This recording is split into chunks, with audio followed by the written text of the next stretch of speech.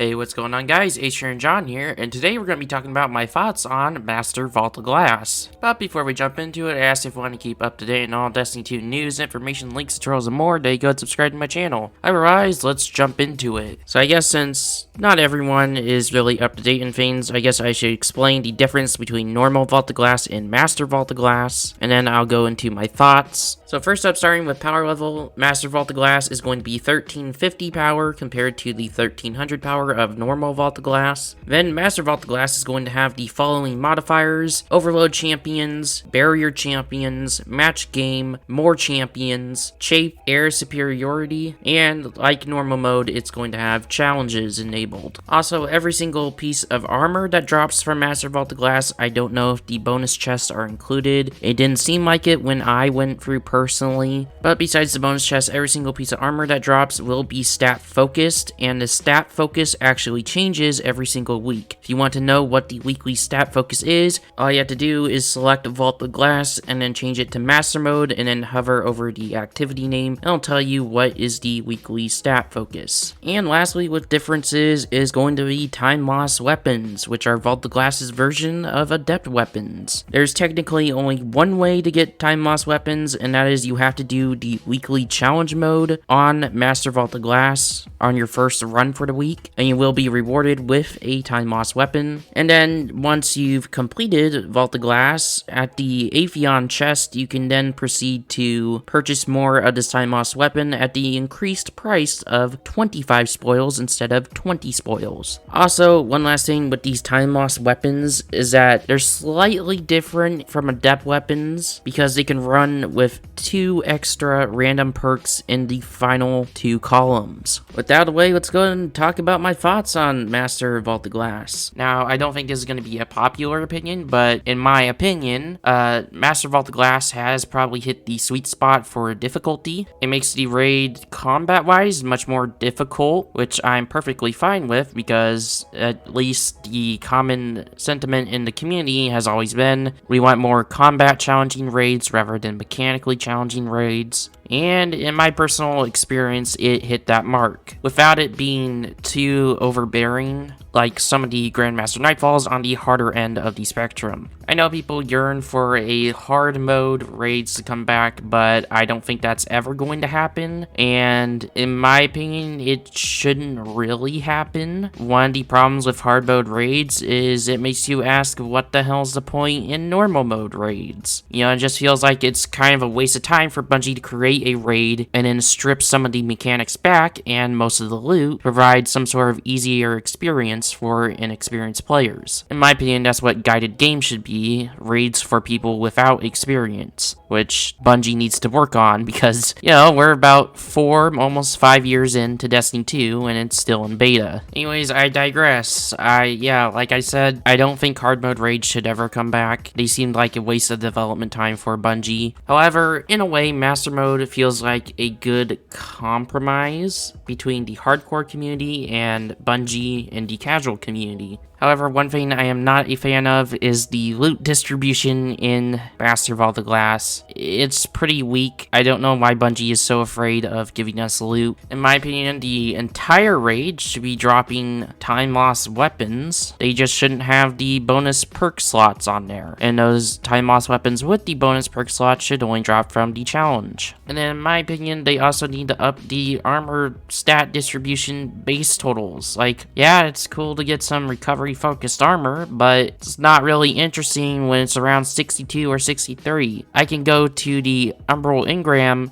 focuser in the helm and use some seasonal currency to get 3 of those in the snap of a finger. Like, in my opinion, at the bare minimum, the focused armor that comes out of this needs to be a 65 base stat total. Bare minimum. Bare minimum. Anyways, like I said, in my personal opinion, Bungie has done a okay job with Master Vault of Glass. I think one of the main issues is just the loot distribution and loot incentive. I mean, it's pretty disappointing to play on the harder difficulty and get normal weapons through every encounter, and then on a weekly lockout only get up to 3 time loss weapons, which then you if you want more, you gotta go get some spoils and do it again. One last thing I'd like to talk about that is utter bullshit, and this is this whole narrative that I've noticed that some streamers and content creators are trying to spit out here. I noticed that some already are fear-mongering the community that this is going to become easy. Ooh. And this is purely because on a very, very technical skill, you can over-level that. But here's the problem. Even if you hit the power cap for this season,